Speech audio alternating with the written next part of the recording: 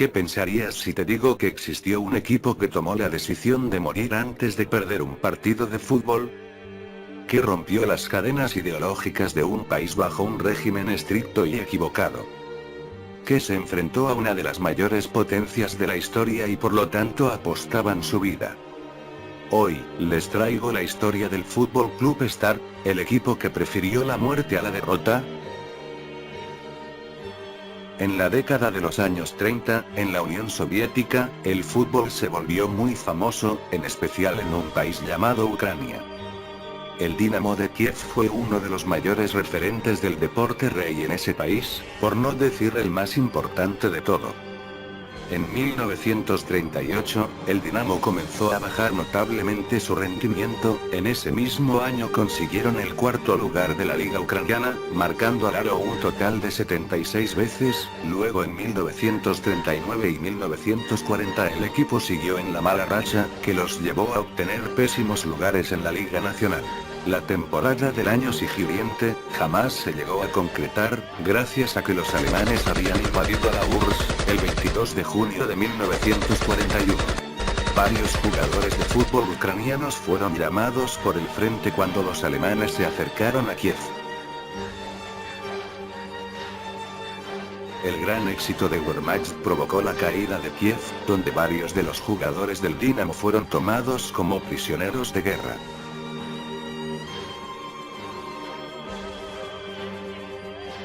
Los alemanes arrebataron todas las pertenencias y posibilidades de empleos a las personas que habitaban en Ucrania, entre ellos a los jugadores del Dinamo de Kiev, y del muy odiado rival de la fecha, el Lokomotiv de Kiev.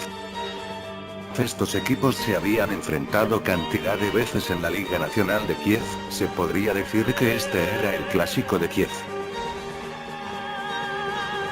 Un tal Losis Kordik, fanático del equipo de Kiev, paseaba por las calles de la ciudad en ruinas, y logró reconocer a uno de sus ídolos del equipo ucraniano, Mikola Trusevich, portero del equipo de la casaca albiceleste. Kordik era administrador de una panadería. Los alemanes no se la quitaron gracias a las raíces alemanas de dicha persona, por lo tanto con engaños y mañas convenció al portero del Dinamo de ir a trabajar para él en la panadería. Y así fue. La panadería de Kordik era un lugar donde el fútbol era una razón de vida, anécdotas emotivas iban y venían de aquel panadero al portero, y viceversa, se podía decir que era un lugar donde se respiraba fútbol. En la primavera del 42 Kordik convenció a Trusevich de buscar por la cuidad a sus antiguos compañeros. Al primero que encontró fue a Makar Goncharenko.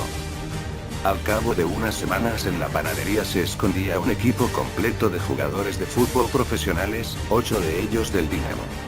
Mikola Trusevich, Mikhail Sviridovsky, Nikolai Korotkik, Oleksiy Klimenko, Fedir Yubchev, Mikhail Putistin, Iván Kuzmenko y Makar Goncharenko.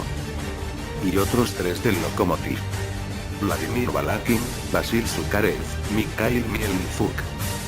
El 7 de julio de ese mismo año, el FC Star debutaba en la liga local que organizaban los alemanes. El primer partido que enfrentaron fue contra el RUK, a los que propinaron una goliza de 7-2, a pesar de las pocas condiciones que tenían.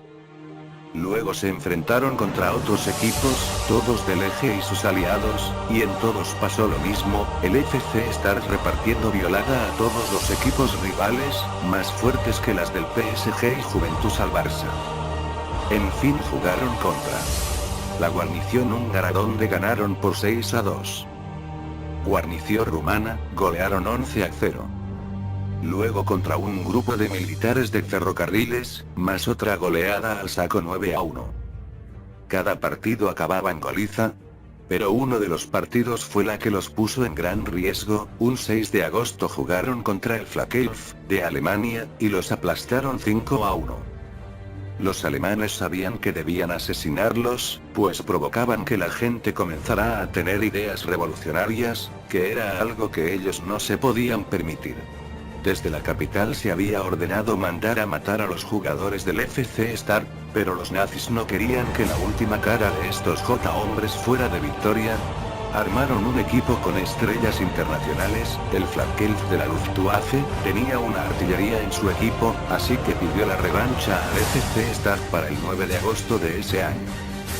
Llegó el día del partido, el FC Start salió con toda la artillería. Antes de que el partido iniciara, los jugadores del FC Start, encabezados por Trusevich, ignoraron el hacer el saludo nazi, hicieron un saludo comunista. De la región, la grada enloquecía. La valentía de estos 11 hombres podía demostrar que los alemanes no eran invencibles. Comenzó el partido y se podía notar que el árbitro del partido, que era un oficial de la Waffen, estaba totalmente comprado para el equipo nazi, comprados como los partidos del Madrid. En fin, los nazis se adelantaron el partido con un gol polémico. El delantero del Flakelf le pega una patada en la cabeza a Trusevich y le deja inconsciente. Aprovecharon que el guardameta se recuperaba y anotaron el gol, que no les serviría de mucho, pues minutos más tarde Kuzmenko con doblete de tiro libre el segundo, y Goncharenko en una jugada que la firmaría el mismo Maradona dejarían el resultado 3-1 para el medio tiempo.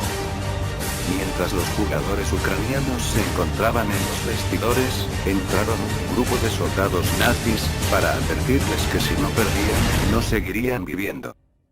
Ellos pensaron incluso en dejar el partido, no saldrían al segundo tiempo, pero sabiendo que esto era una batalla de orgullo, y que todo lo que tenían lo habían perdido, salieron al segundo tiempo donde dieron un espectáculo, 2 goles para cada equipo y el marcador finalizaba con un 5-3, pero hubo una jugada que marcaría la historia, un gesto de superioridad, de valentía. Faltaba poco para el final y Klimenko, defensa ucraniano, se lleva a todo el equipo del Flakelf y deja tirado al guardameta. Al llegar al arco contrario, en vez de chutar hacia el fondo de la red, lanzó el balón al centro del campo. La grada enloqueció. Este equipo había demostrado que los alemanes no eran nada, y que se podían derrotar.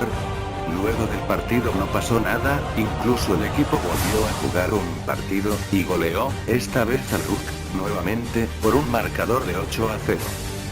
Pero el clímax llegaría una semana después, el 16 de agosto, en la noche. Soldados nazis invadieron la panadería, secuestraron y luego torturaron a los jugadores. Uno de ellos murió en la tortura. Nikolai Korotkik, el resto fueron enviados a campos de concentración, donde Iván Kuzmenko, Oleksiy Klimenko, Mihail Kell y Mykola Trusevich fueron asesinados en febrero del año siguiente. Entre los supervivientes se incluyen Fedor Tyutchev, Mikhail Sviridovsky y Makar Goncharenko, que son los responsables de la popularización de esta historia soviética en la cultura popular. Izvestia fue el primer periódico en reportar la ejecución de los deportistas por los alemanes, aunque el partido en sí no fue mencionado. El partido de la muerte llamó la atención del público en 1958, después de que Petro Severov publicó su artículo El último duelo en el periódico Evening Kiev. Al año siguiente, Severov, junto con Naum Kalensky, publicaron un libro con el mismo nombre, donde se narra la historia del FC Start en su lucha contra los ocupantes nazis. Historia se volvió muy popular en la Unión Soviética, especialmente en Ucrania, y era contada de forma romántica. 2 películas, Tercer tiempo, Mosfilm, 1964, y El partido de la muerte fueron filmadas, basándose en esta historia. Un monumento escultórico fue erigido en el Estadio Zenit de Kiev, que pasó a denominarse el Estadio Start en 1981. La historia también inspiró 2 películas no soviéticas. La película dramática húngara Két Felit Kumpokorban en 1963, y la película estadounidense Escape a la victoria en Latinoamérica, en España llamada Evasión o Victoria, en 1981.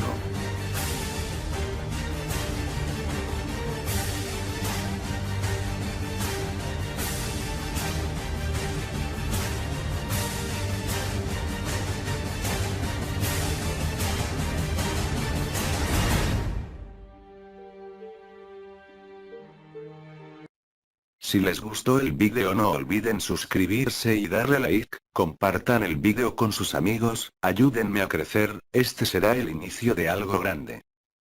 Les quería decir también que tengo un blog en Fútbol Animo. Los blogs de Manu, subo cosas similares a estas, y me podrán conocer mejor. Ahora sí, hasta la próxima, Fútbol Influencers.